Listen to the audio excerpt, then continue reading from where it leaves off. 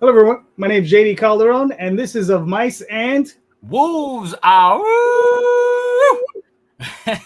This is the comic book workshop show where we help other creators navigate the issues that they may be having in the comic book industry. So without further ado, let's start bringing in our guest, JD. Right. Ta-da! Hi, Laurie. Hello. Tell the good people who you are, what you do, and where you are. I'm Laurie Calcaterra, and I've been live every single day since 3 weeks ago. So if you don't know me, I don't know. You haven't been paying attention. Right. I was like, either that or the algorithm sucks. And now you're about to see 45 podcasts with my face on it over the next few weeks. I'm the writer-creator of Path of the Pale Rider, your favorite Western apocalypse that will make you question zombie ethics. And should I eat that if it's still moving? And lots more grim questions. Where am I? I'm in Texas. I'm a little bit feral because, again, I've been live for 45 shows in a row. So it's great. We're going to have fun tonight. Nice. I might distract JD as much as possible. That's my goal. Yes. That's not hard. It's not hard. No, we did that on Sunday. Saturday, Friday. I don't know. Friday. I was on a Friday, and that was a raccoon shiny thing kind of show. Was that Jay's show? That was Jay's show. Yeah, JD, Tom Hutchinson. I don't think I've ever been on Jay's show. I think what was the topic even? It was like Jay doesn't ever have a topic. Like he did have a topic, and he even brought it up, and then we were like immediately sidetracked and talking about crocodiles in the sewer in New York. It's something weird like that. All right, let's bring on the next guy. Hey, I'm Sean Wood. I am the writer of The Fog Within, and this year I brought out Recon and the Little One, and now I'm promoting and pre-launch Hospice Season 2, my story, The Scaled Key. Oh, so Travis is doing that again, huh? Yep, Season 2. I'm the first one. No pressure. Yeah, no pressure. Yeah. And now. Hello? What's going on? Sorry, I was looking up your campaign, and then I was like, oh, he'll let talk for a bit. So, Vaughn, the writer and creator of Phenomenova. Currently, we got issue 3 on Kickstarter. Cool. So he's got issues. Mm-hmm. Yeah, don't we all? Don't we all? Yes, sir. But Vaughn has 3. Well, yeah, that we know. That we know of, yeah. More on here. So speaking of issues, the way this show works is that each of you will have a chance to talk about the issue you may be having, and then we'll ask some clarifying questions to kind of help figure out what you've done, what you may not have already done, or what you might, just kind of figuring out to give a little bit more context to this issue. And then we'll move into the answer section where we think what might help, solve the problem. So we usually start doing this in a clockwise fashion. So, Laurie, that means you are up. Do you have an issue for us? I'm perfect. I don't have any issues. JD, what do you think about... I'm just kidding. I'm totally not going to go totally feral the first question. All right. So I want to know what you guys think, and anybody in the chat, if you have suggestions, of course, is paid marketing. We all have been tempted to do some paid marketing, whether it's Facebook ads, email lists, influencers, people on Fiverr. How do you know which ones are legit? Has anybody had success with paid marketing? Who were they? And how do you weed out the scammers? Because we've all been scammed. I've never trust anyone to let them take my money with this, but I've had people that have done it. But before we get into that, remember questions. We're in the question section of this. Right. We're not giving our advice. We're asking questions as what she's done, like to get a little bit more clarification. Wait, I'm asking question response. Oh, are you question? Okay? No. I'm curious. I'm asking her a question. I'm responding to her question First, with a question. We're going to clarify Yeah, so And like then we'll go we're trying to into- get to the meat of her issue to make if there's any like kind of confusion before we actually kind of offer our advice. But Vaughn, don't feel bad. I have screwed this up. I'm still trying to 21 understand shows. the mistakes. It's every show. I think I did it the first show I was on, and then I learned.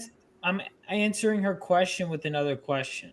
Well, you're not answering her question yet. If you have any questions for her to kind of get more information from her. Mansplain.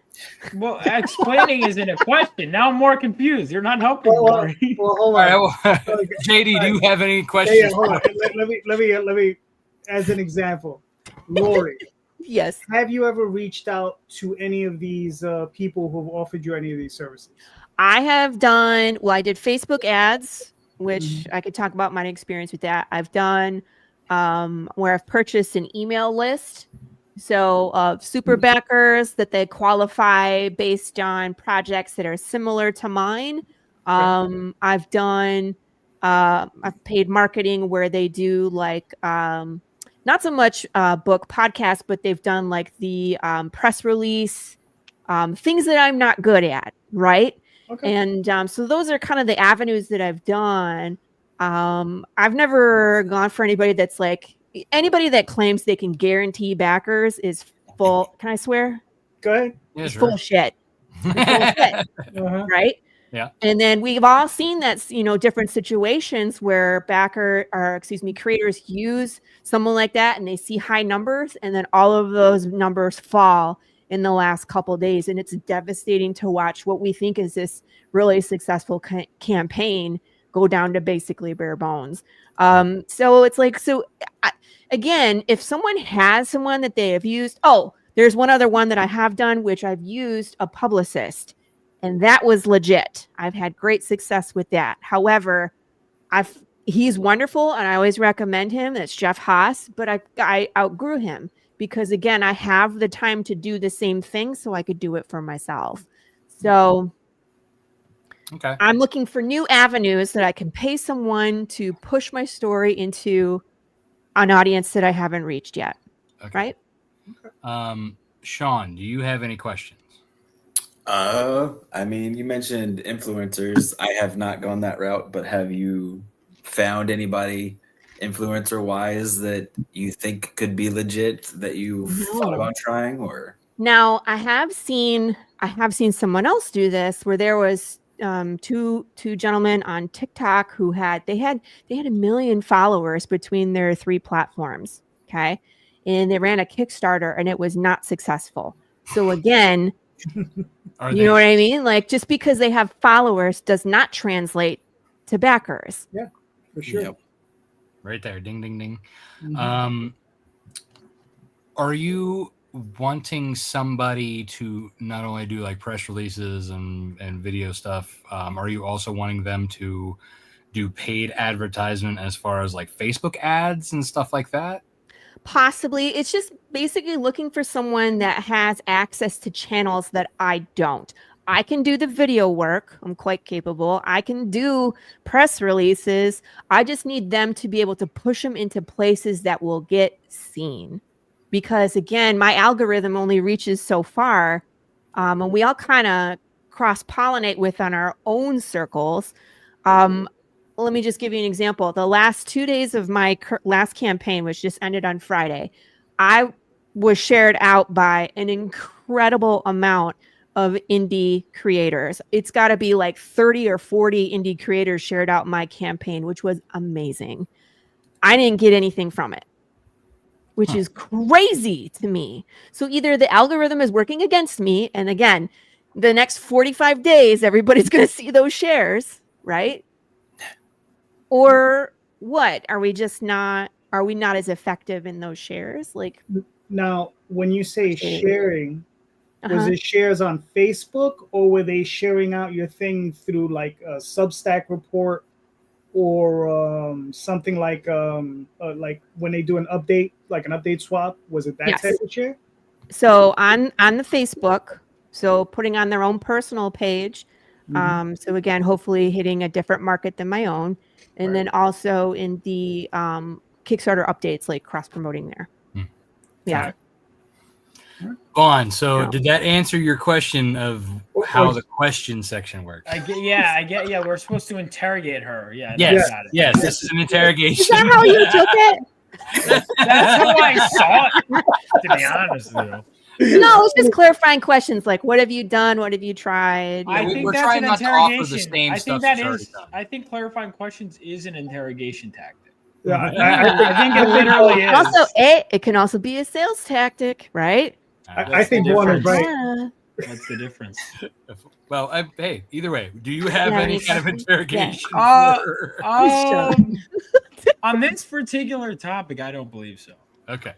Well, then, unless anybody else has any more interrogation questions, Bring it. I think we could probably move into the answer section. And Vaughn, we'll let you run with the idea that you were you had, if you still got it. Well, I mean, I guess. Oh, wait, hold up. This is weird. Oh, he's got one. That's so weird because as soon as I was about to say my answer, now suddenly the question. Okay, that is bizarre. What the? All right. I wonder about you sometimes, fun. Listen, all right. Vaughn, you're too young for this. You're too young. No, do that. I guess what would be your what are some audiences that you want to reach that you don't think you can without the help of someone else? Well, again, I'm looking for people that are interested in the kind of buttons that we push. So Westerns, dystopian, zombie genre. Those are the big three. But again, it's like, how do you appeal to the masses with that? You know what I mean? Because a lot of people are like, I would watch Western movies, but I won't read Western comic books. You see what I'm saying? And so we got to somehow cross that bridge. And now I can talk to someone and do that, but I need someone to help me market to a bigger crowd. See what I mean? Where it's like I can pull in the people that are like, I'm tired of Hollywood. I'm tired of reboots and sequels. I want something new. Here I am. I'm right here. And I'm entertaining. You know what I mean? Like, you should come with us. It's, $10 in the door. What are you losing? You know what I mean? And get on board with the story. I've never had anybody read the story and then not want to continue. So it's just getting them in the door, right? It's like they don't know how to read. What are we blaming that on? Laurie, I'm going to blame you. I'm gonna blame. You're blaming me. I've been blamed for COVID before, and I do not accept. Not my fault. All right. So that was the question. Now, do you have your answer? Vaughn is checked out. Yeah, goodbye, Vaughn. I'm not checked have a good out. night. Did you? You know what? You guys he's had a long weekend. No, you know what? No, all right. So I guess, to me, that would be where it would come from. Is like, who am I reaching and paid? I've considered even just I know on one of the big things people do is YouTube videos. Like, a lot of YouTubers are like, oh, this person gets millions of views. Let me pay them to plug something halfway through the video. Right. I've considered that because I'm like, oh my God, that's just 1 million people that are guaranteed. And half the time, if the video is related to the topic, I'm like, that's perfect. So I think I've considered that. In regards to the people that message me, hey, we've got an email. Nah. Right. I'm not. Like, people have, even friends at dinner, I was having dinner with friends. He's like, oh, you should try that. I'm like, I don't know these people. I don't know. I did try it. It doesn't work. It doesn't work. It was fairly inexpensive. It was like $20 for this giant list, right? Which is why you get what and you again, pay for. I don't trust I got nothing. So it's like, again, it's like I've tried and thrown money away. So my concern with the influencer is, are they influencing in an area where people will come? Because again, just because you're an influencer doesn't mean that those people will translate to dollars. Well, I think that depends on the influencer. Just like anything else, you want to focus on the influencer who talks about comic books. Right. The influencer who talks about Westerns. The influencer who talks about the apocalypse. The influencer who talks about zombies, The Walking Dead, stuff like that. Stuff that touches... Do we know any? I mean, that's something. I mean, you just the Googles will probably help you that. And The Googles. But I mean, also, Rob, if I can add on to that, what you just said, you also have to watch out for, because even though they're talking about these subject matters and they might have a lot of views, you also have to look into the fact of whether or not they sell anything, right? Yeah. Do they have an active purchasing audience, right? Because if they don't have an active purchasing audience, that's where the thing you just said, million followers on TikTok between 3 accounts, and they can't fund a book. Right. Well, you're right. And if they're like paid advertisements on their site, and they have like, let's use like Mr. Beast for an example, like with video games or whatever he does. Mm-hmm. The kids love him. They'll watch him, but he's getting paid. I don't think they're not necessarily not starting out buying his stuff. Mm-hmm. But like he's to the point now where he has T-shirts and other kind of stuff. Chocolate, yes, chocolate. So someday I'll have coffee. I plan on it. Or the hot sauce. And hot sauce. Not as cool as Mr. Beast because of reasons, but someday the hot sauce will take over the world. Shall we agree on that? But yeah, I mean that's just what I want to be worried about. So I would love.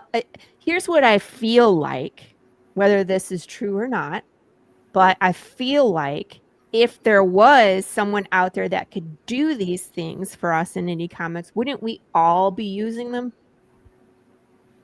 Well, you got to remember, I mean, I know of 2 people that do this.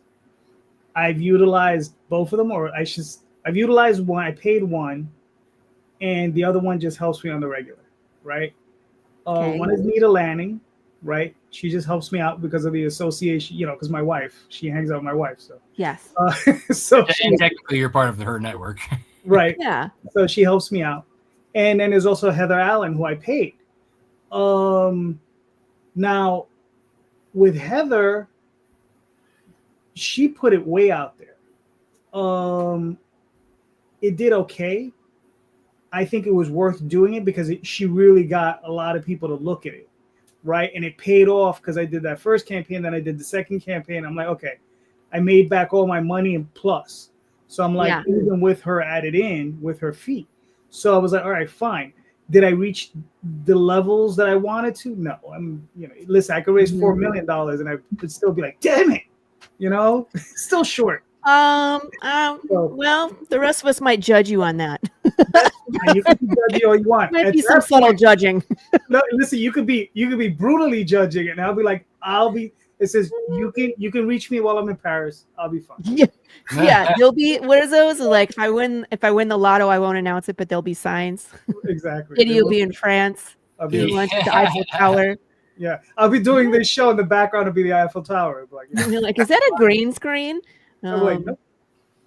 And I also use both Nita and Heather for my campaigns, and I find it that like using their services is a plus because they're doing the stuff that I don't want to take the time to do anymore. It's not that I can't do it; it's that they're doing the stuff that I don't have to do.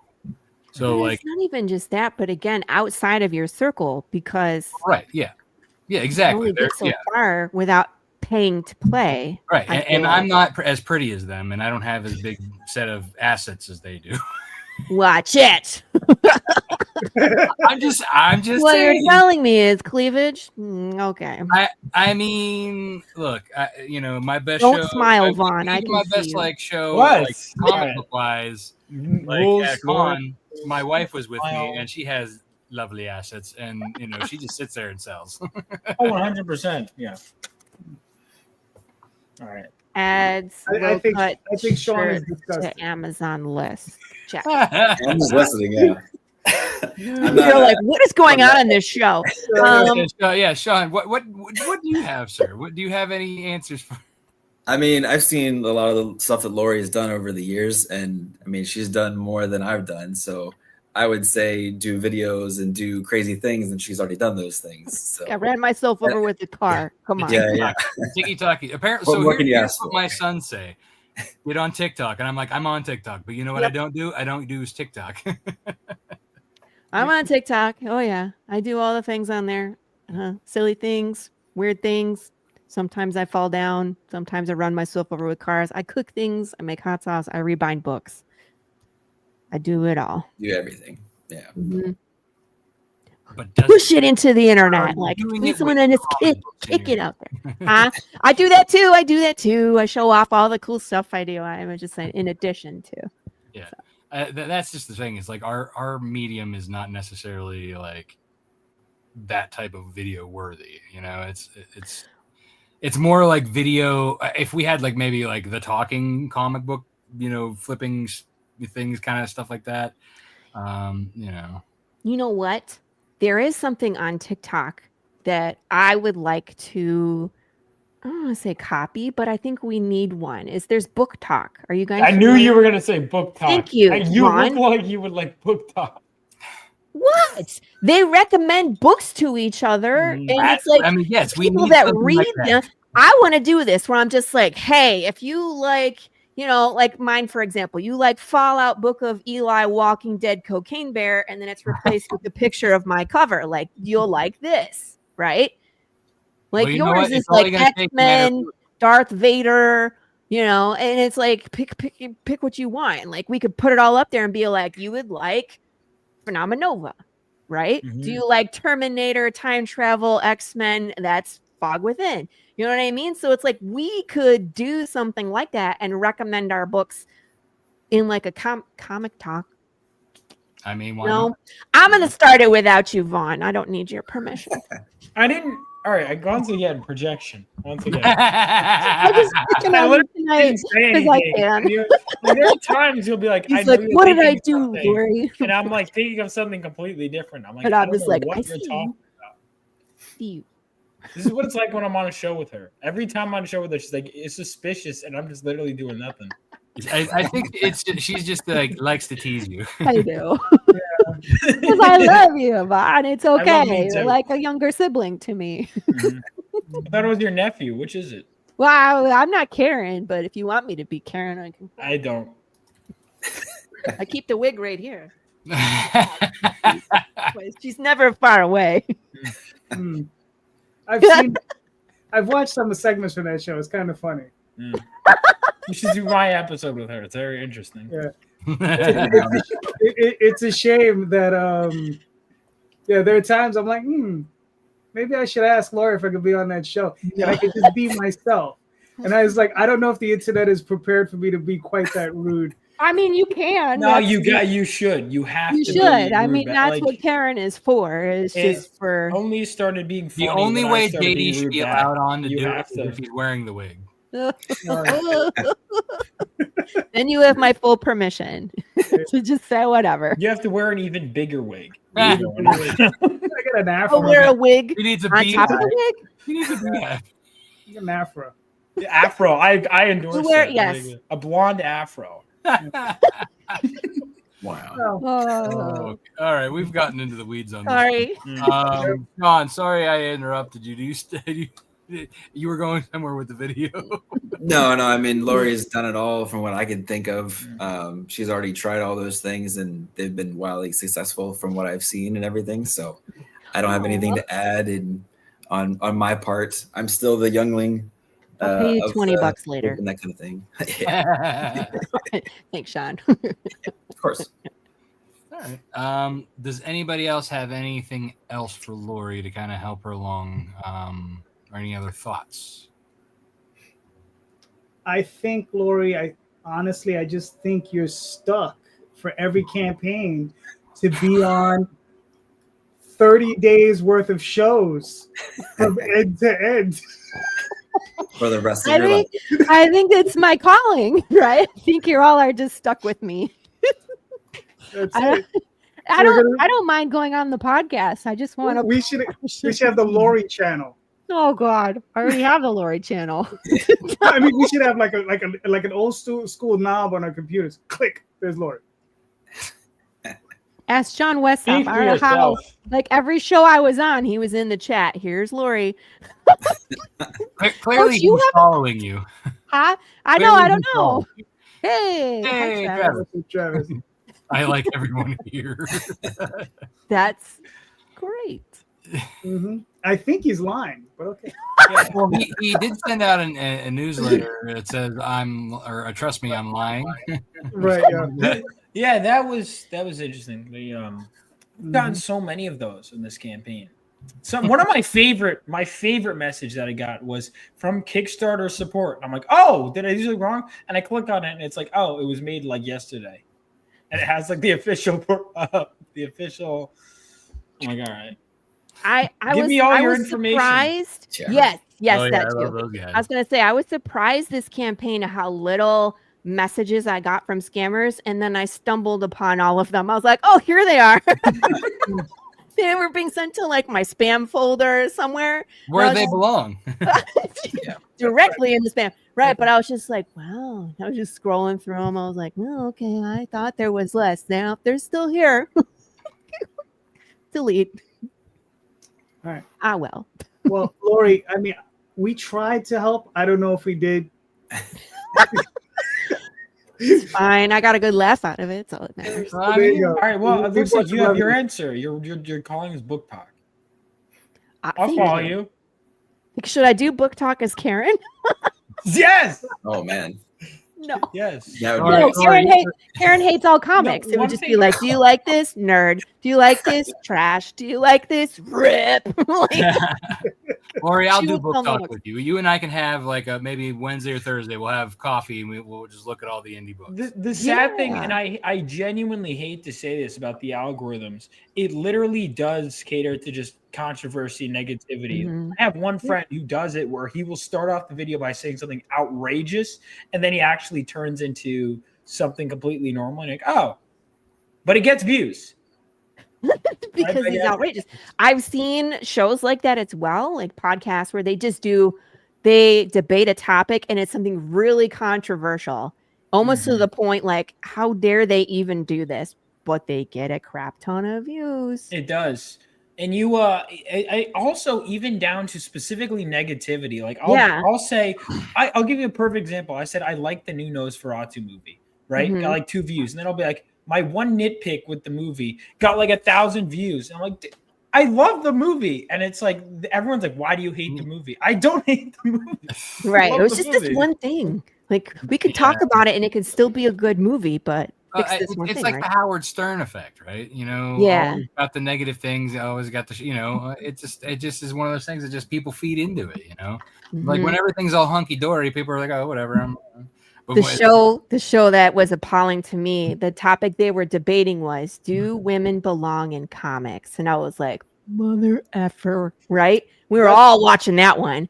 That's my show this Sunday coming there up. You go. You do it. I'm not coming on, but I'll be in the chat swearing up a storm. And then Tom will be like, nobody cares.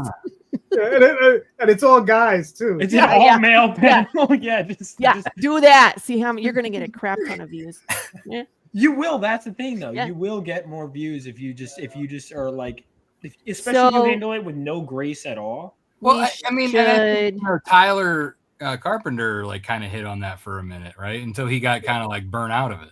Like he was doing comic book reviews. Yeah. And then it got to the point where he was just like, this is garbage, and or whatever, and like started like arguing with people, and then he got burnt out on it. He's like, I'm just gonna do this here. I'm gonna go work. What do you think, Travis? Do you think I belong here? Oh, you definitely think you belong here. No, whether the rest of you think it, I don't care. I'm here. Sorry. Look, Laurie, I haven't done hence the 35 days of podcasting. Sorry. I haven't done a Rosario to you, so you belong, okay? Oh, yeah. You did what? I haven't done a Rosario to you, so you belong. Okay, thank you. You haven't booted me to the backstage? Yeah. Exactly. Yeah. All right. Well, Laurie, we tried. We tried. I figured I would ask. That's a question we all want answered, right? Right. I mean, there was some food for thought there for you and for us. Yeah. So maybe we can move on to Sean. Yes, Sean, sir, save us. Yep. So mine's somewhat marketing related, but basically doing the hospice book, I'm trying to expand my audience, get other readers that are already involved in a story and everything. And we have 6 other creators doing season 2. We're talking back and forth of ideas that we can try to build each other up and bring each other's campaigns to larger audiences and everything. And I just wanted to pick everybody's brain of what things that we're not thinking of that we could add to that to get our audiences and possibly like the season 1 stuff to continue on and get people excited about how big this world really is, I guess. Okay. How many people? So there's 6 other creators for season 2. Okay, so it's Doing their own stories. Wait, this is the Travis one? Mm-hmm. Yep. Hi, Travis. This is your conglomeration. So, I mean, how many people participated in the first one? So I think it was 6 as well, 6 or 7. Travis can answer that if he wants. Now, as far as the process and what you've seen going on, did you see an increase in backer count while doing this? So right now I'm in pre-launch and everything. I had the first one. Oh, the first one. The first one. The first one. They were all around the same time going live when it was going on. So they didn't really know for sure if it was, they were getting more backers because they went live at the same time, or if it was going to hurt to go at the same time or not. I know that there was a big number in for the trade, and I know, like for instance, Travis did an update for the trade with talking about my pre-launch, and immediately I got like 25 or so followers from that. So I know that's the numbers that I know right now, at least. Okay. Go ahead. I was just going to say, did they do any kind of cross promotion on the last campaign? Yes, they did like a lot of podcasts together and talk each other's books going on back and forth. I know they did updates, and they also did like if you got the other books, you also got the like connected cover. So we're trying to do like that kind of thing. But yeah. Have they been promoting to the past ones besides just Travis doing from the volume? Has the other creators agreed to post in like an update in their hospice story the last time promoting the new ones? I think that will happen. It hasn't happened yet because I'm really the only one in pre-launch so far. Most of the other books are going to be next year. I know Hendrik is going to be in November, I think, doing his. You're spreading them out more then. Yeah. We're not at the same time, so it's more spread out. Vaughn, do you have any questions? Vaughn, do you have any questions? Yeah, I'm just thinking about. I mean, because I love all the anthologies, and I think it's a great way to like expand the audience and the networking. I was honestly kind of taking it in, but now the pressure's on.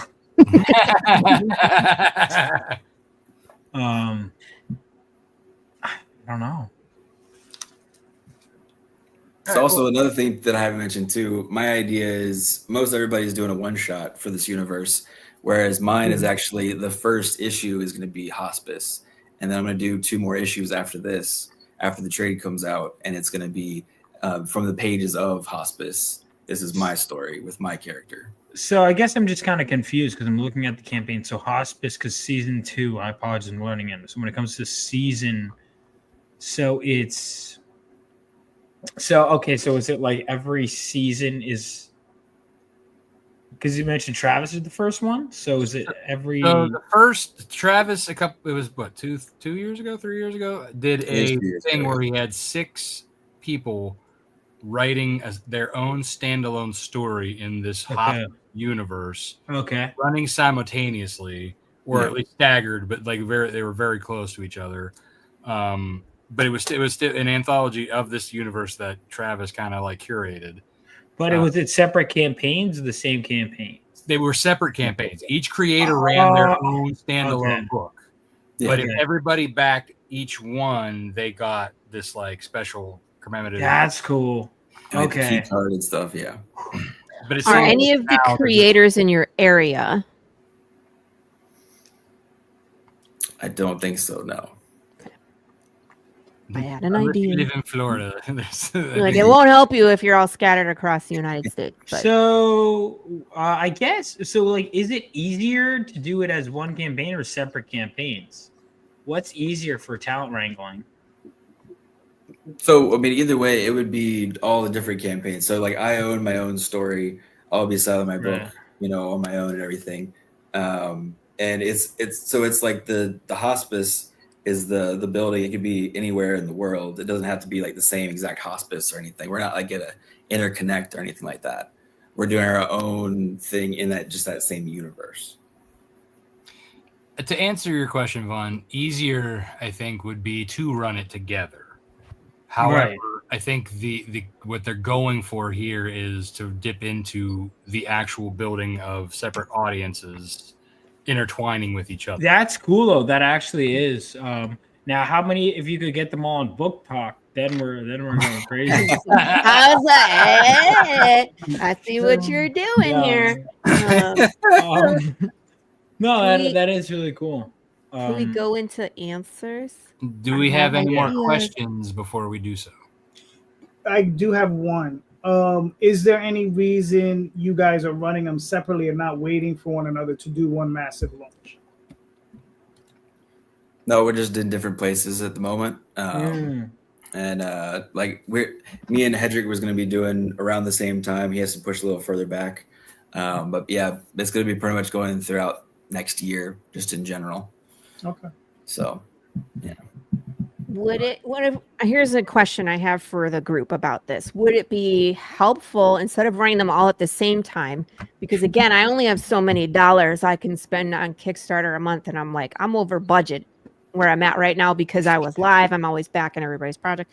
What if they would run one after the other or slightly overlap so that way, like my dollars aren't all coming out of my bank account in the same week, But if it was like 1, 2, 3, right? Yeah. Like I think if it was like there was like maybe a week overlap with like first, the next, and so on and so forth. I think that would be a good timing because then like you can easily be like, hey, this one's live, and I'll go over here. But I think part of the having like now he's launching when you're launching August or September. No, it's going to be October. Oh, okay. So October. I mean, at this point, I don't know. Right. Yeah, that's not as bad as you launching now. Yeah. And then, like, if you're first and then, like, the person that's next for the week that you guys are overlapping, you could pod together. So you can kind of, like, hand the torch and be like, not only can you get mine right now, but, I'm just going to say Vaughn. Vaughn is next. And then Vaughn could run his campaign with you and then line up with the next person and be like, Laurie's the next one. Let me introduce you to Laurie. And then we could both talk about, see what I mean? So it kind of like a domino effect. You kind of like pass the torch from one to the next. Right. And that way you're introducing the next one and hopefully bouncing each other's audience off each other. Yeah. And then again, when you do the next one, you switch everybody around. You know what I mean? For marketing wise, don't put the same two people next to each other again. If the same two people are part of that. Yeah? I mean, momentum is like that. I think is a good idea. Just because of momentum, right? You're always trying to. I mean, we especially just posting one campaign is momentum. Be able to launch that into the next person, and the next, and the next. Well, I think we kind of moved into the answer section at this. Sorry, no, I had ideas. I had to get them out. Get out the ideas. But yeah, I think to that point though, like I think for this to be successful, and Travis, I hope you're listening, and I know you have a lot of stuff in the hopper. But I think like trying to finagle it where they are kind of staggered, but still cross slightly, like one at a time, might behoove you in trying to get that coordinated before just like kind of be like, okay, well, he's available to do it now.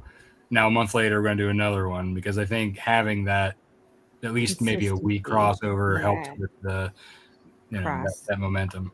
Yeah, that's fair. You can pay me $20 later. That's great.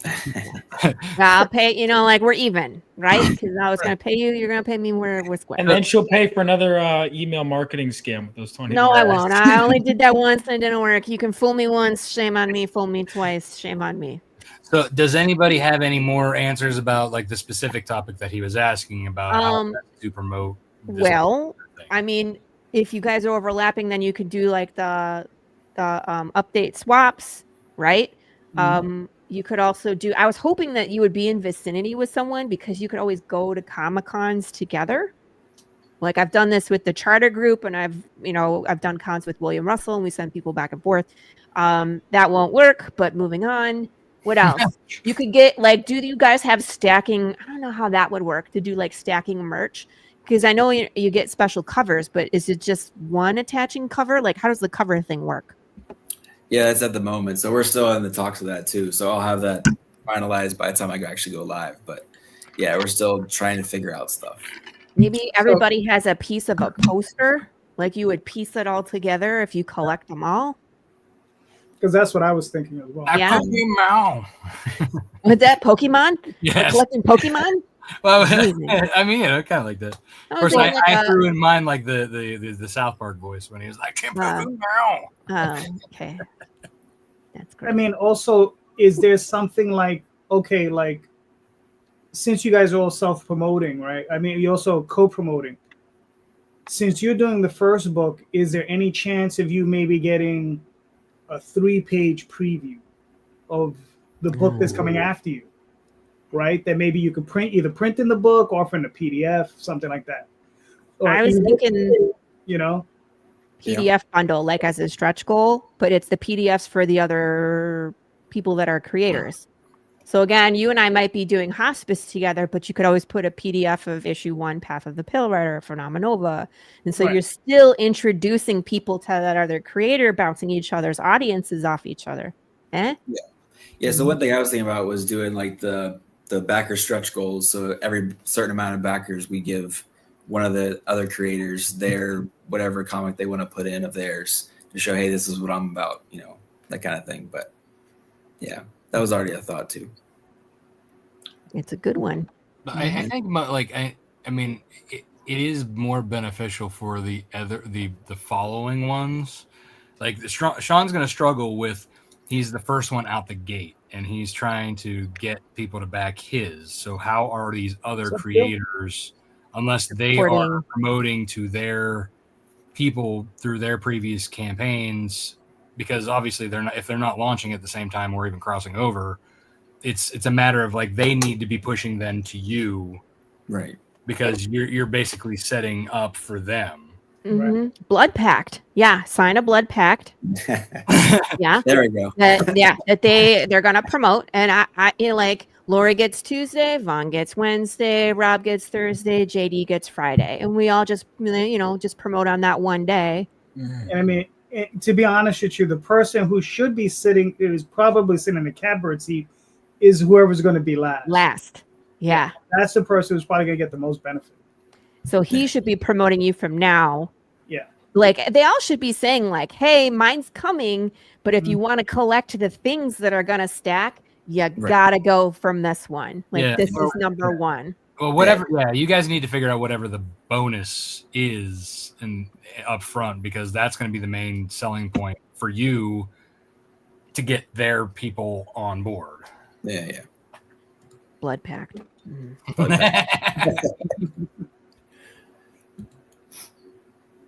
All right, cool. So, Sean, did that help any? Yeah. I mean, definitely got the ideas flowing. Just keep on going with that and see what we come up with. All right, cool. Mr. Vaughn. Yeah.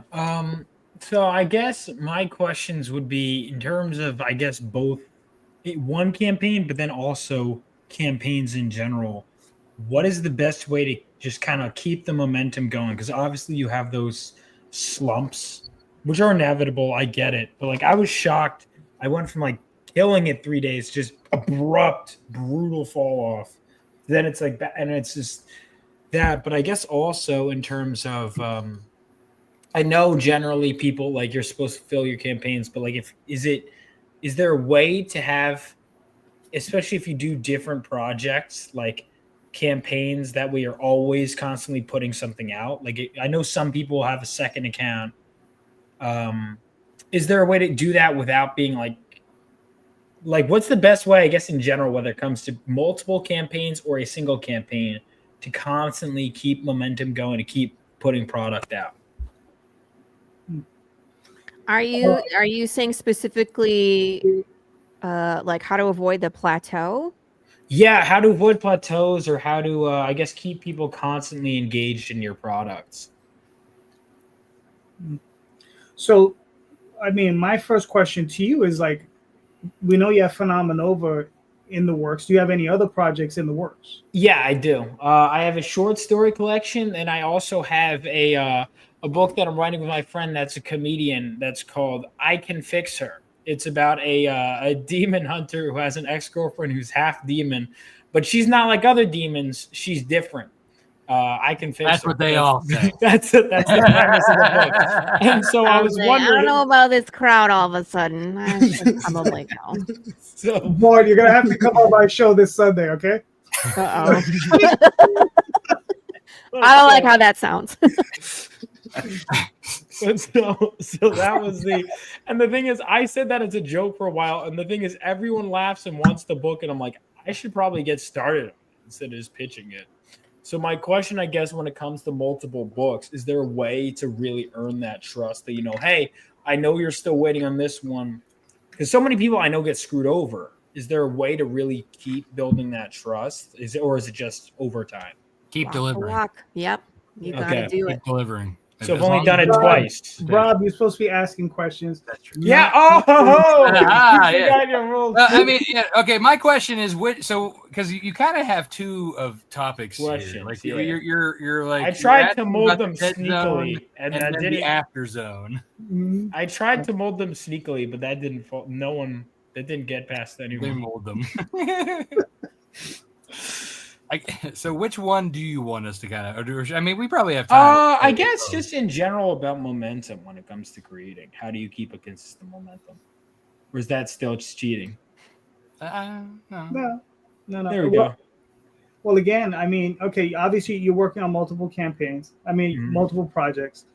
The next question is, do you have the cash flow to support those campaigns? I mean, to support that upfront, that upfront fee, because that, how it is.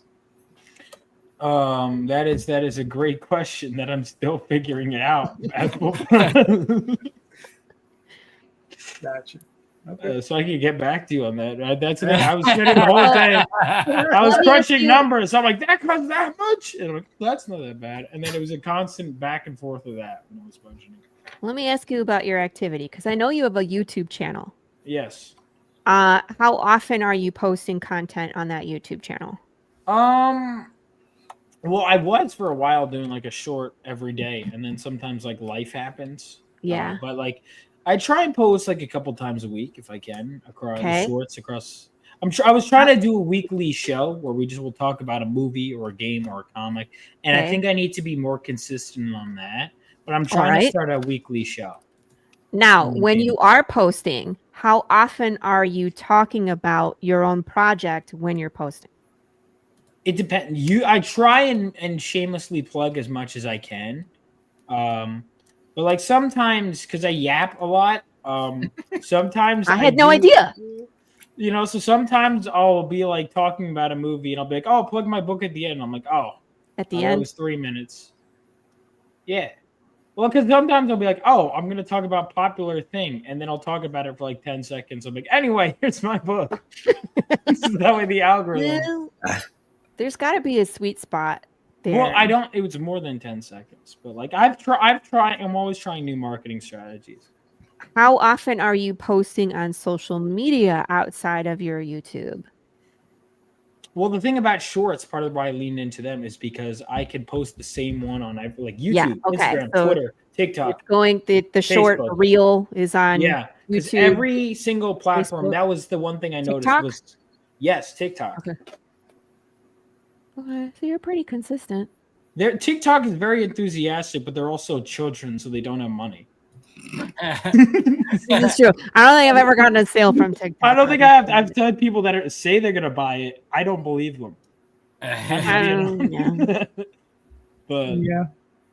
at least I think you're pretty consistent, because there's some people that are like, I have a YouTube channel and I talk like me. Like I could post about baking bread, every day, but that's not going to help Path. No. So No, I tend to try and pull people from, like, mostly comics, but I try and pull from like pop culture in general, because the way I became a comic fan was through stuff like movies, like TV shows, video games, Lego sets. Those are awesome. I find a lot of people love watching people just Lego Star Wars. Yeah. That's art. I gotta confess, my first exposure to Star Wars was Lego Star Wars. I'm pretty sure my son's was too. Wow. Yeah, my son's too. You seen all? You are a child. Lego. I was a child. You are a child. Sorry. Wow, tell us how you really feel. I was like, did you not see any of the none of the movies? I was born in 1990. I was in preschool. Give me a break. Shut up. Get off the show. Goodbye. It's not my show. Kick him off. Born in 99. I don't have any buttons. Oh, wow. I liked you up until that point, man. Well, I'll tell you that. No, good parenting moment for my mom. As soon as I said that, my mom goes, "All right, come home. We're watching Star Wars. You're watching the original, not the new ones." Yeah. She corrected. Okay. All right. You've been. I did the same exact thing with my kids too. So. She's like, no. You're not starting with episode 1. You're starting from the original. Yeah. And you're watching the first 3. Yes. Yeah. So she did commandeer that. Credit where it's due. You have a very good mother, bro. Yes. I'm thankful. Because every time I get disgusted when I meet a kid who's like, I started with episode 1, I'm like, that is horrific. Yeah. You don't do that.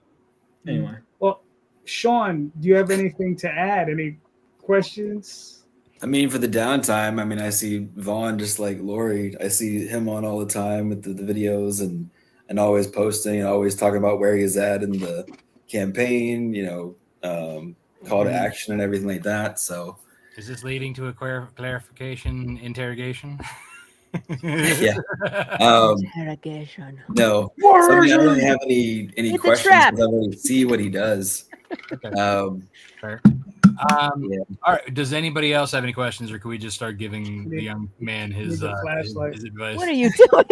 It's an interrogation. Interrogate someone. You're flashing in the eyes. What is going on? Oh man. Listen, at least I didn't pull out the duct tape. That's not interrogation. That's torture. What's the difference? I'm done asking questions. That's not the right question you're supposed to be asking. Okay, let's get on with the answers then. Sean, do you want to finish your thought on your answer? No, I was just gonna say that Vaughn's doing the same thing that I'm already doing, so I don't have anything to add for Laurie or Vaughn, so I'm not that much helpful with this. You're like no other words. I'm here for the laugh. I'll be here all night. Yeah. Tip your waitress.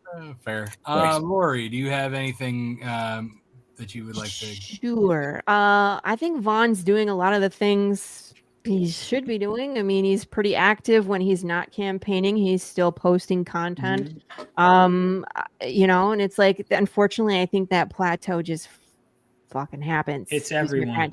It hits everybody. I've tried with limited success to try releasing merch that I think people want during that plateau time. So like add-ons.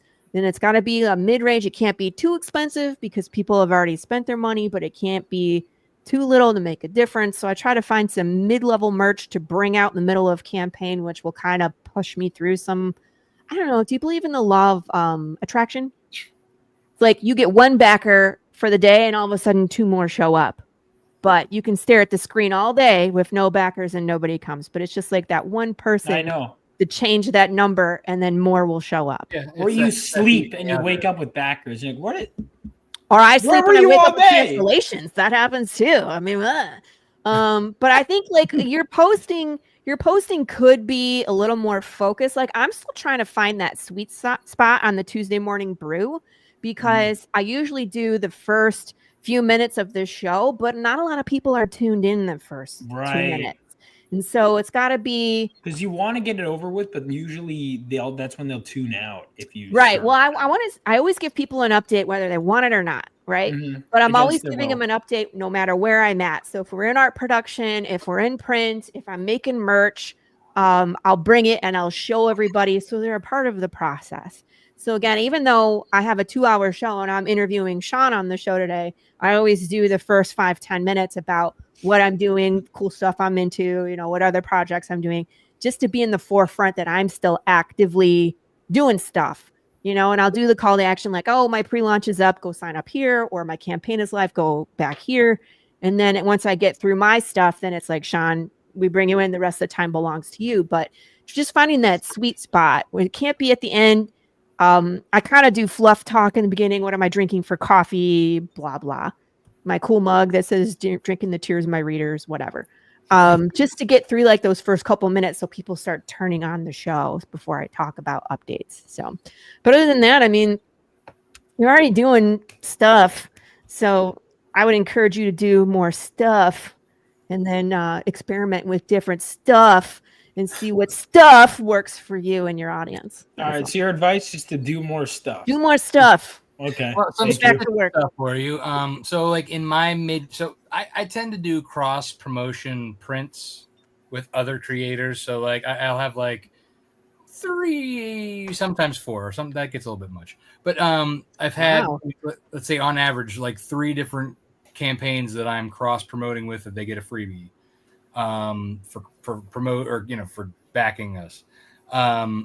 What's nice is that like I will stagger that throughout the campaign, especially based on like who's live when.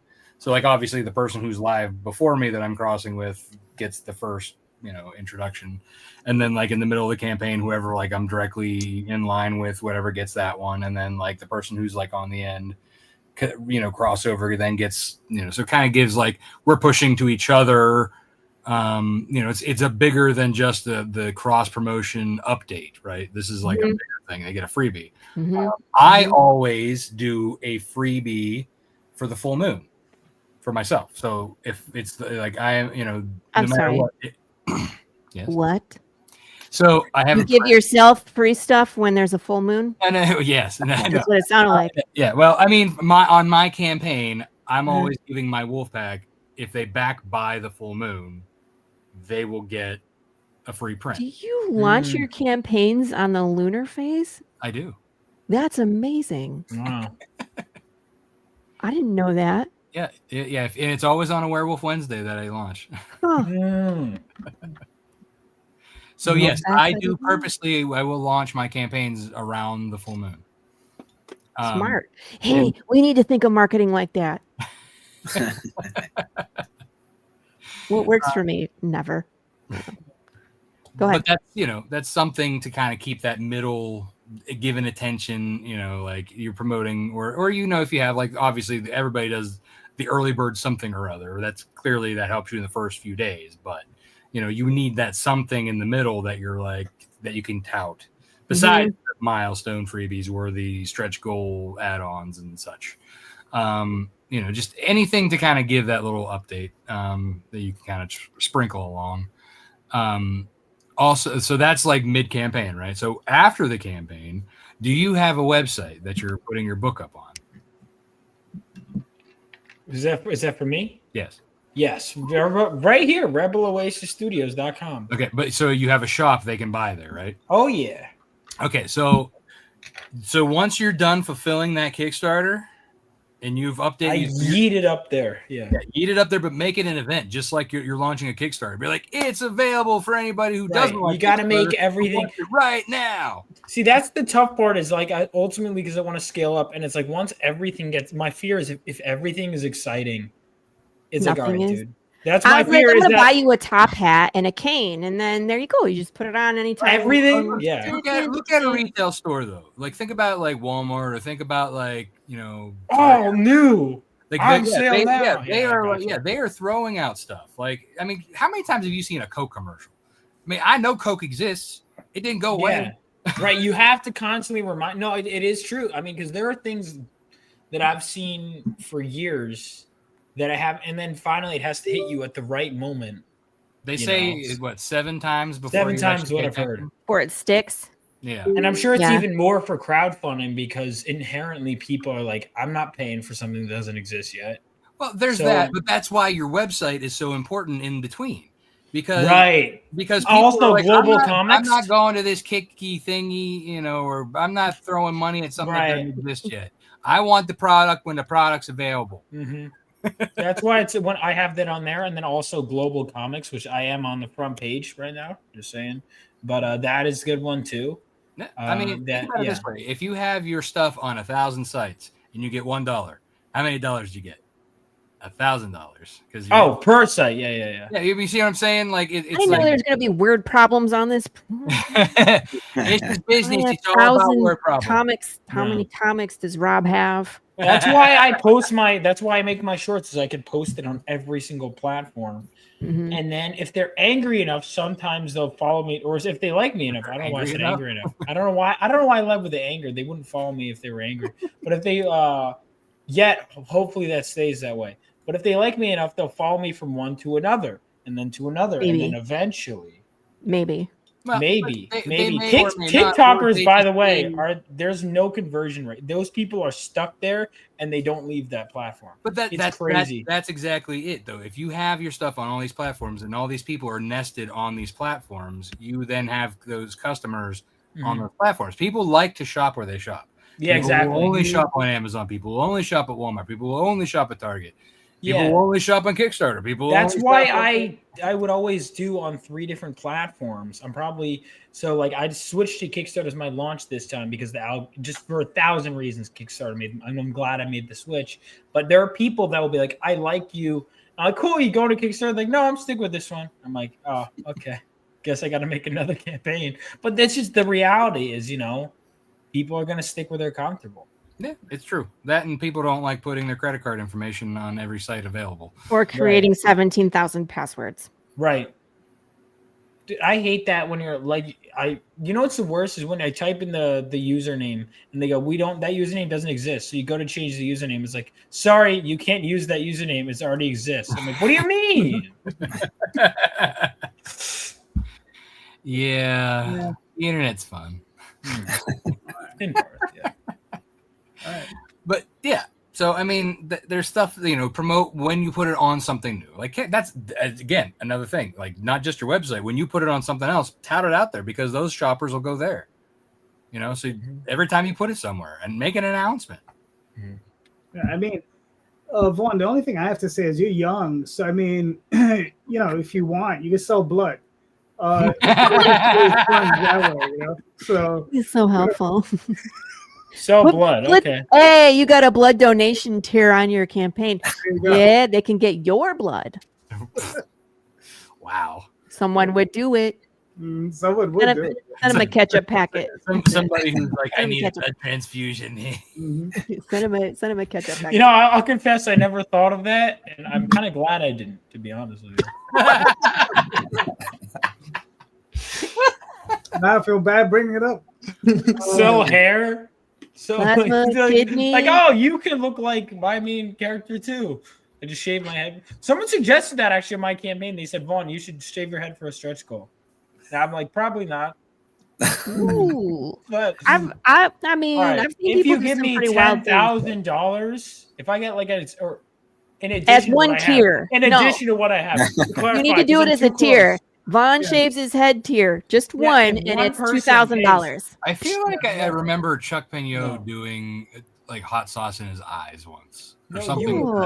Yeah, I feel like that happened. I've seen people get their back waxed as a stretch goal. I think Henri did that actually. The hot sauce thing. Was that Henri? Okay, I know it was somebody like that. I said that as a joke, but now I'm like actually considering the logistics of shaving my hair for money. I've seen people say they get a tattoo. Well, you could also use it. You could say, "Hey, I'll donate it to whatever the hair people donate their hair for." You gotta have a lot more hair for that, though. Sorry. Yeah, it won't do anybody any good. Yeah. You gotta have like hair like mine to donate. Fun fact: I actually had hair down to my shoulders at one point in my life until I discovered I was going bald, and then I was like. Yeah. Well, see, I think my fans wouldn't do it out of the kindness there. I think they would do it to me because they know I would. Oh, yeah. That's what I think. Well, I think that's the whole point. Knowing my fan base, they want like a humiliation ritual out of it, which I'm like, fine, but you got to pay me bank $2,000 out of it. Is it worth it? I don't know. You don't have to answer a rhetorical question. I mean, he will grow back. I'll think about my price because I do think there's a price I'd do it for. Everybody has a price. That's what I'm learning. Because I was always like, I wouldn't do it for it. Like, well, oh no. Now that you're actually thinking about it, be like, well, let me throw that dollar amount out. Yeah, it's like, well, hold on. How many books can I fund? What can I do? There we go. All right. Shave my head tier. I'm gonna think about I put a tattoo tier on there once. My husband was like, "Excuse me," and I was like, "We won't hit this goal. It's fine."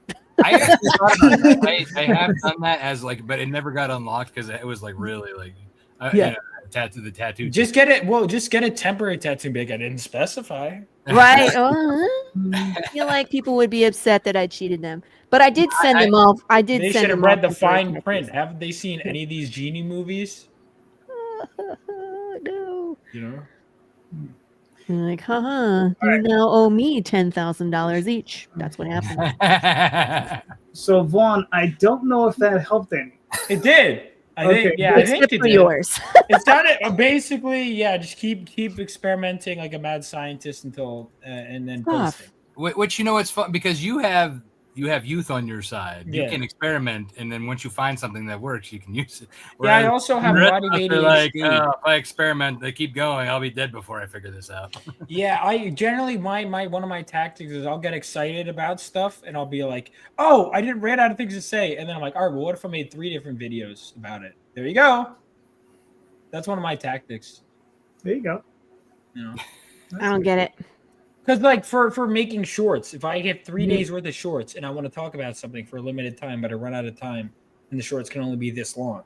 Oh, right? So you make 3 shorts on the same time. Yeah. And then you release them sequentially. That's a common TikTok. I got it. Yeah, that's one of the things I'll do. Or do you know anything? Like sometimes I'll be like, oh, I'm gonna want to review this, and then sometimes I'll be like, I don't really have any. I mean, it was good. I don't really have anything else to say.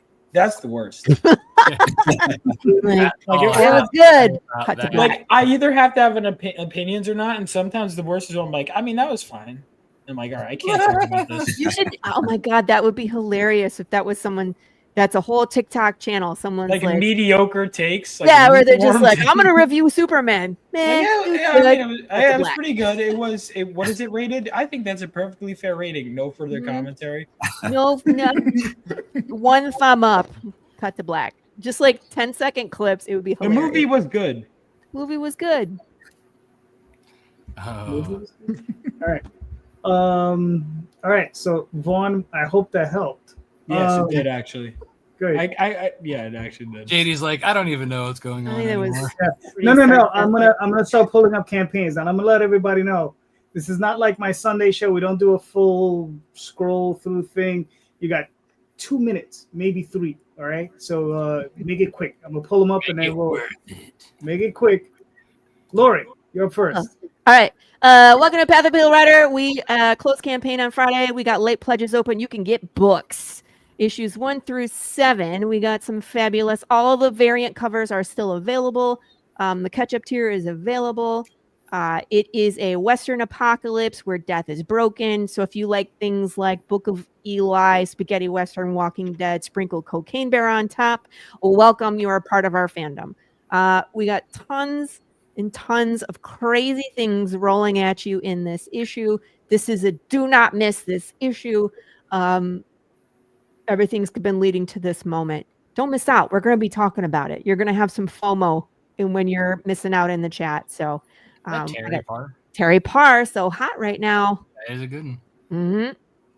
Catherine Burkhart, Wade Coling, Les Gardner, William Russell. There is a William Russell limited re-release of issue number 1 on this campaign that you can still get. This one. And so if you want a collector's item, there you go. But all the add-ons have been turned off. So sadly, if you wanted a squishy or hot sauce or the new t-shirt, we have to wait until next campaign. Or you can go venture around my website, pathofthepalerider.com. I got t-shirts and some merch on there, but not like this. Like this, you guys have seen my campaigns. They're nuts. Yeah. All right, cool. And I'm done. How about that? Nice. All right, very good, very good. Good job, Laurie. Fastest ever. All right.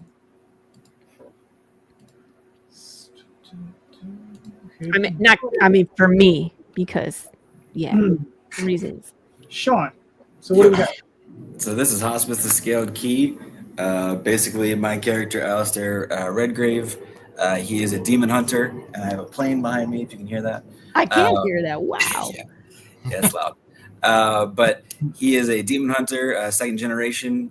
When he was a kid, training with his father, they were training in hell. There's a gateway from hell to earth. It was closing. He pushed his son, Alistair, through the door. It cut off his arm. And now he is spliced with the last gateway to hell. And every time he hunts one of these demons, he takes on their power. It grows this scaled arm, which is eventually, when it's fully grown back, it is the only key to either open hell completely or completely close it for good, because these demons still are getting through these splinters of the remaining part of this gateway somewhere, which we find out in the book. So the idea behind it is Devil May Cry meets Hellboy with Pokemon-like twist. So he basically controls all of the demons that he destroys while regrowing his arm, so he can use their abilities and powers. So it's a lot of fun. I have to ask though, so what is the tie-in to the hospice? Because I'm pretty sure like most of them have something to do with some sort of actual hospice. Yep. Yeah. So the gateway is actually the final gateway in the end of the story is in a hospice. He has to see what's going on in this hospice. I want him to fight old people. Yeah, fighting old demons. Get out of here, Sonny. And they're not even demons. He just has to fight old people.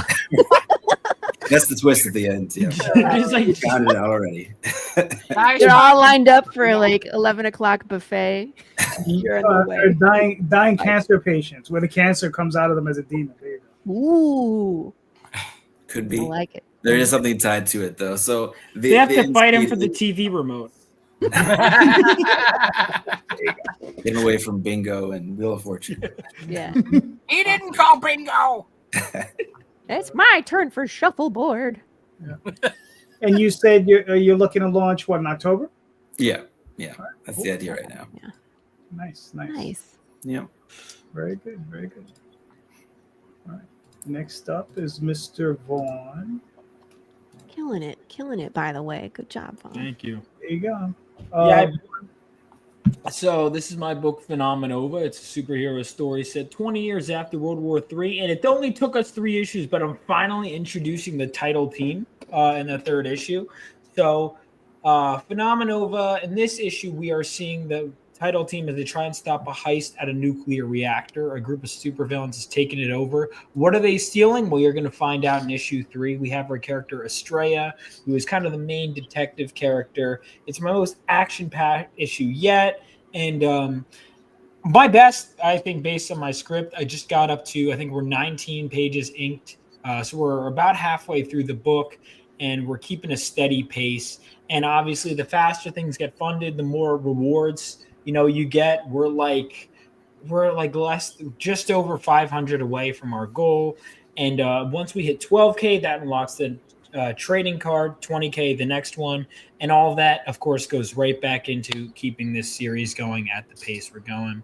If you don't know if you can trust me, don't take my word for it. Read some of the quotes I have up at the top and in the trailer. But we also have the fan art contest if you're interested in that.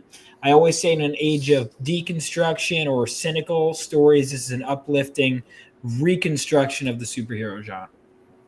I like it. Nice. Cool. Very nice. Yes, that was like my fan art contest winner, by the way, who did the trading card. So I do scout for talent when it comes to fan art contest winners. He was like, all right, let's do something that can make money. So hence the butt shot. Mm-hmm. It's like, okay. All right, cool. So you got another 19 days, so you're well on your way, man. Very good. Thank you. Very nice. All right, cool. So now that we got that out of the way. There's more? No. Well, I do have a question for everybody. Right? So it was something I brought up on last Sunday's show. Oh, no.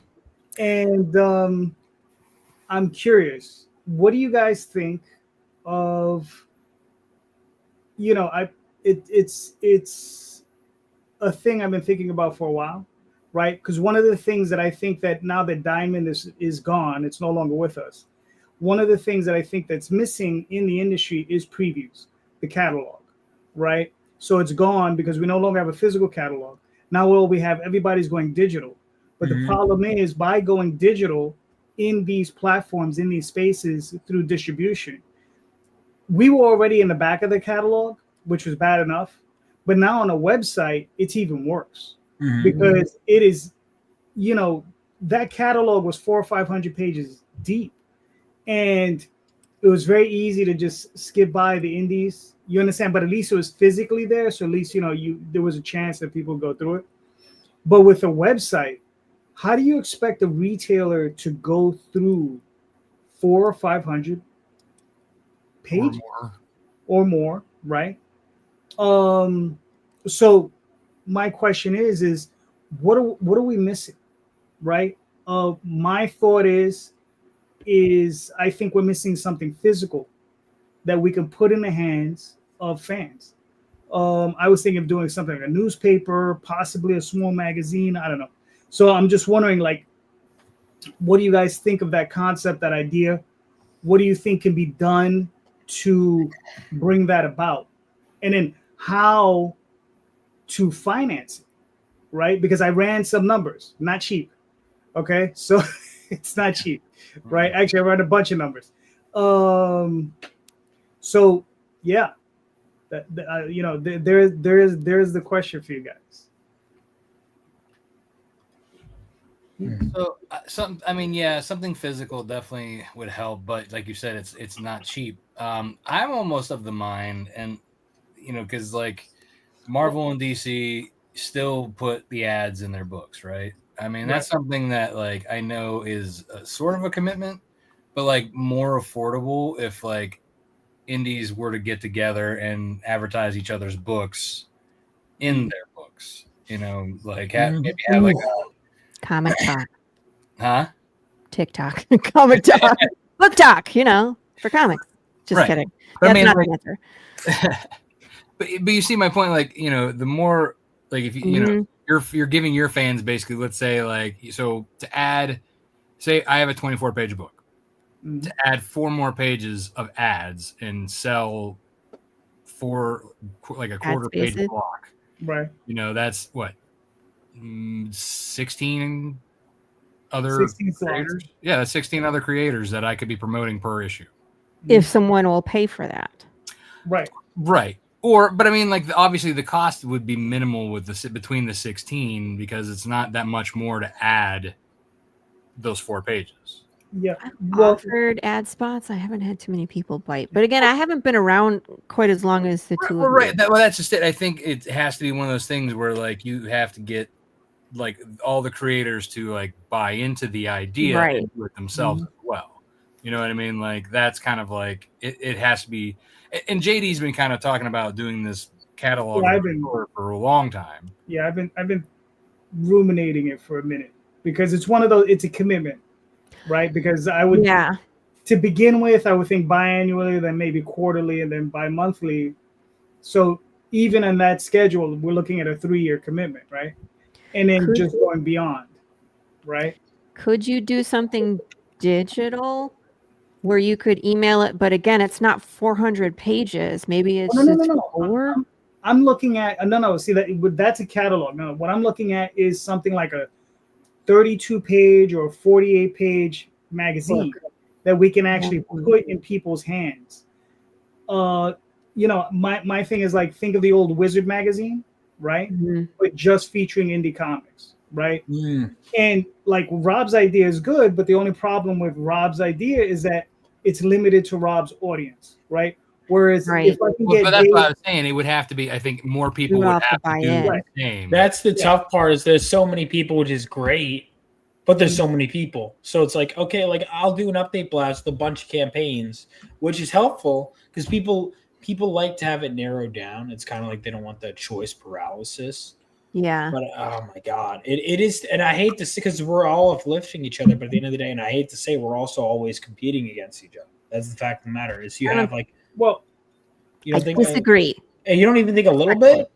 No. Well, like, let's say you have however much dollars, and you're like, oh, I could only back one of these creators right now before their campaigns end. And we might not be trying to compete, but the fact of the matter is, but I don't think there's really a competition because I think it just depends on where I spend my dollars first, and then I'm out. You know what I mean? Or like your audience is going to back you first and foremost. Right. Oh, right. Before they find somebody else. Your audience isn't being competing with your other audience. Oh yeah, no, I get what you're saying. Now, sorry, I was confused, but yeah, no, I think the update blast is great. A newsletter overall. Like you mentioned, Wizard Magazine, stuff like that coming back, I think would be great. Like some sort of, because I think what people need is just like the passion back, you know, where it's not only are you selling it stuff, but you're making it cool. I think is what people are missing. Right. Because my idea, the thing I'm thinking is like, all right, let's say if I can get an interview with Dave Sim, or I can get an interview with Matt Wagner and Kelly Jones because they're doing their draft books, right? So, you know, when those people attract their fans, then, you know, a bunch of the indie community gets in there. Now, my question is on top of that is, one, should I put a price point on it, or should I aim to make it free? Right? Do you have the money to make it free? Well, you should not make it free. You should not make it free.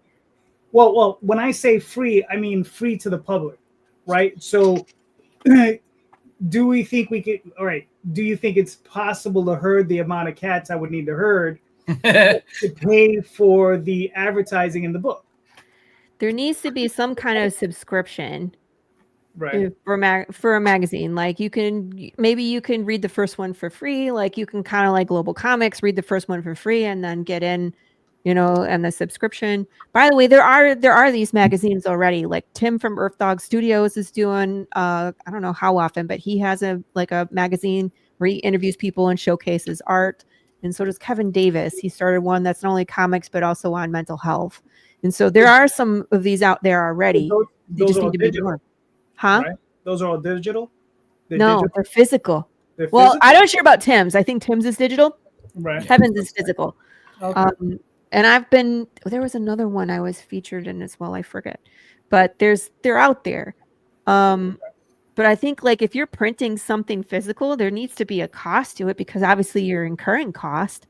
Like, why would they assume they get it for free? No.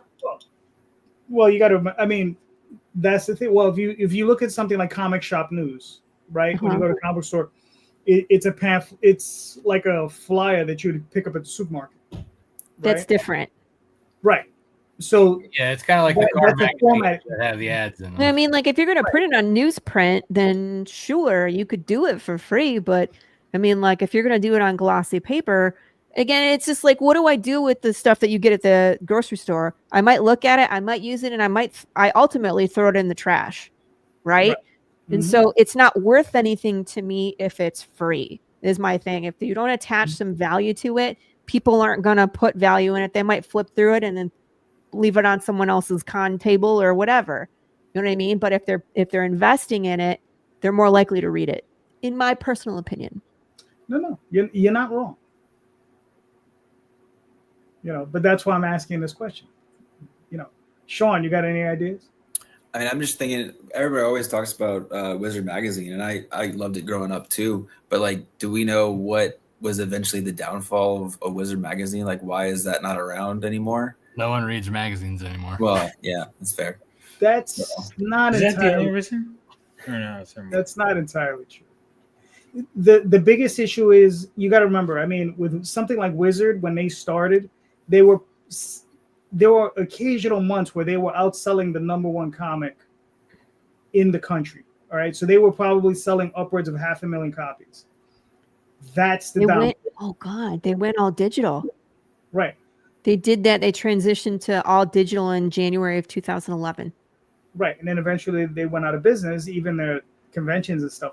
But the thing is when you start at such a high point and your numbers go down to below 30, 40,000, there's no way you can keep that structure in place, right? We're going to already start at the bottom, so it's kind of hard to fuck it up.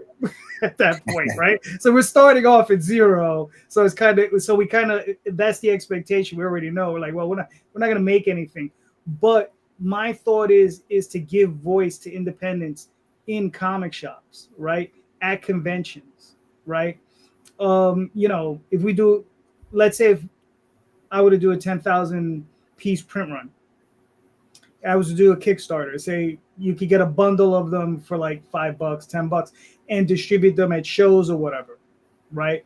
Would that be something you think people would buy into, right? It says, you could buy an ad, you'll get 50 copies, right? You buy, I don't know, $100 ad, you get 50 copies. You could take it, sell it at the show, $3, $2, whatever price point we come to, right? Does that sound like something viable? That's interesting. I would be interested in something like that. So if I back the campaign, I'm included in the book. Right. You print and you distribute all the books, and then, like you said, put it on my table, and I can only promote myself, but everybody else that's in that, why not? But then I can invest what I want too. Yeah. I mean, you have to really want to do that, because if you think about it, the more stuff you have as is, the less space on your table you have. For like, let's take my case for example. You've all seen my tables, right? I struggle to put more stuff out. Like I have issue 10, I didn't take with me. One, because I was fulfilling a Kickstarter, but two, I didn't have another space on those 3. Yeah, that was another thing too. Is I'm like, as I'm getting closer, I'm like, okay, I gotta get rid of these variants. Yeah, I'm gotta get rid of, because I have an 8-issue arc. I'm like, do I do a little bit earlier? And I'm like, you know what? If I do a little bit, well, I was gonna say no, but here's my catch. My catch is, wouldn't that make those go up in value, especially if they're riddled with first appearances? Now, I'd prefer not to, but I'd also prefer to have money. But also, I mean, think about it that once you have your trade, which is where you're going, they're going to be a lot harder to sell. No, I wouldn't necessarily say that. There's some people who back issues. Yeah, he was. Rob was telling. That was one of the things that inspired me. Is Rob? I was like, why do you still have your single issues? And Rob was like, they sell. I'm like, really? Yeah. As a matter of fact, the first sell at the con this weekend was somebody who bought all 9 issues of Nightwolf. That's interesting. Yeah. He's like, I'm a collector. He's like, I read and I collect. He's like, I don't like trades. But how often? Okay, that's hey man, we need more of that. Hands down, we need more of that. Well, so again, for me, I have them both. I cater to both. Do I I'll sell? There's some cons where I'll sell more trades. There's some cons where I'll sell more floppies. There's some cons where I'll sell more higher end variants. Just because it depends on where you're at and if they have the money, or if they're really like into comics and they like the covers. There's I'll have people who still come and buy the number 2 that's the Days of Future Past homage. Like just for homage covers, or they're like, hey, I like this cover. It's Chris Williams. I like his stuff. Or I'm only here for the werewolves. I'm only here for the hot girls. I'm only here. You know what I mean? Like, so I'm of the mind is if I have it, I'm going to bring it with me because I never know if it's going to sell. For example, these little Lego figures that I sell in my campaign for $30, I'll take them to cons. They don't always sell, but you know what? I sold 5 of the Anthro ones this weekend. But you have muscles to drag all that stuff around, sir. Yeah, that's what I was like. You see these guns? No, you don't, because they don't exist. I don't want to just track all that stuff all over the place because I'm usually by myself. I mean, I have a cart that I put everything on, and it's one of those like convertible ones that like it turns into a dolly or a cart, or those are nice things. I'm hearing what you're saying. You're not understanding. The muscles aren't there. Look, if my female con helper can move stuff, you can too. I do move the things. I just don't want to. No one asked if you wanted to. And I always bring the things anyway, even if they don't sell. I schlep those T-shirts back and forth. That's why I'm like, well, if I'm not within driving distance, I'm probably not going to do it. Yeah, that's always the thing with Daphne and I whenever we travel. I carry the stuff. My husband came with me to a one-day show, and it was glorious. It was glorious. He was like, "You do this by yourself?" I'm like, "Uh-huh." And he was like, well, good luck on the next one. Exactly. He was like, this was fun. Enjoy your next time by The yourself. only way my friend April usually is my helper, but I can sometimes get my wife to come if there's good food in the area. We talked about that on the brew. That's funny. You're like, I didn't make any money because we spent at the steakhouse. She wanted lobster. She wanted to have herself some. Yeah. Oh well. Vaughn has left the building. Oh, Jesus. I was just throwing something out. Just a second. She's watching me like a hawk. Oh, my God. She really is my aunt. She's waiting. She's like, Yeah. like I'll pause. She's like, you're awfully quiet, Vaughn. Mm-hmm. Yes, you are. At least I'm not picking on Sean. Sean's just Yes, thank smiling. you. I was gonna say he's Very fine. nice. He was paying me Oh, compliments, so I'm thank not you. picking on Sean today. Thank you, Quiet in Laurie, life. for picking on me instead of Sean. Yes. She's All right. Maybe worse. I know. I've dealt with worse than you. This is you being my own. Well, we've made it to the hour and a half mark, so we made it to the end of the show. Thank you, everybody. All of you are great. So let's start with Sean. Where can we find you and your work, sir? Yes, actually, right now I'm still. I have the Fog Within 4 that's still getting money until I get the print done. But also the Hospice the Scaled Key on pre-launch now on social media. I'm everywhere. Sean Wood _writer. Twitter, Facebook, sort of TikTok, Reddit. Anything you think of, look for Sean Wood _writer. I am there talking about something that I'm promoting. Vaughn, where can we find you and your work, sir? Yes, you can find me on, like I mentioned, I'm a madman on social media. You can find me on Twitter. You can find me on Instagram, Facebook, YouTube, and TikTok. All my socials, it's my name, Vaughn Coleman, or there's also Rebel Oasis Studios. They got all those. I'm also on Global Comics. In fact, if you go to the front page, right there, I'm easy to find. So if you guys aren't there, you can follow me on there, and you can read the books if you have a membership. And then if you like it, you can, back the new one. So wherever you're looking, chances are I try and make myself pretty easy to find. And He's on OnlyFans too. Did you know? not yet. There have been requests, but I've declined them. Just show your feet. You'll be fine. Is there a demand for male feet on there? I guess so.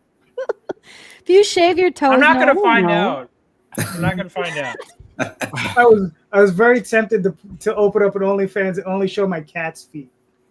So, She'll probably make a killing. Are you? probably, yeah. Do it. Uh, what? Take My it cat got cute toes. I don't think that's illegal. I don't think it's illegal.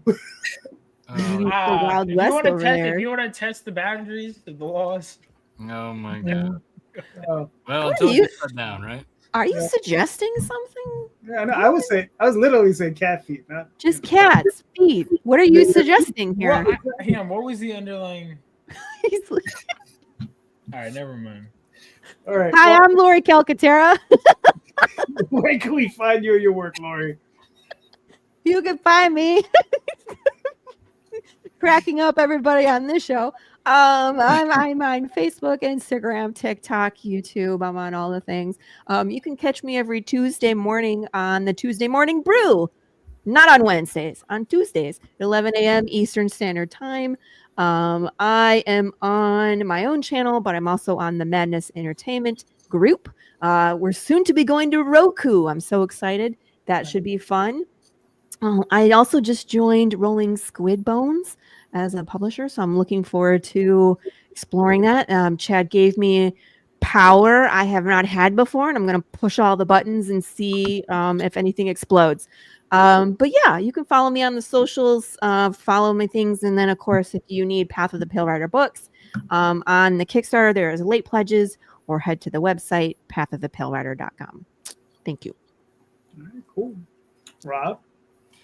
Yeah, you can find me at all things Lone Wolf Comics, Facebook, Twitter, Instagram, Blue Sky, TikTok, YouTube. I squatted at Lone Wolf Comics.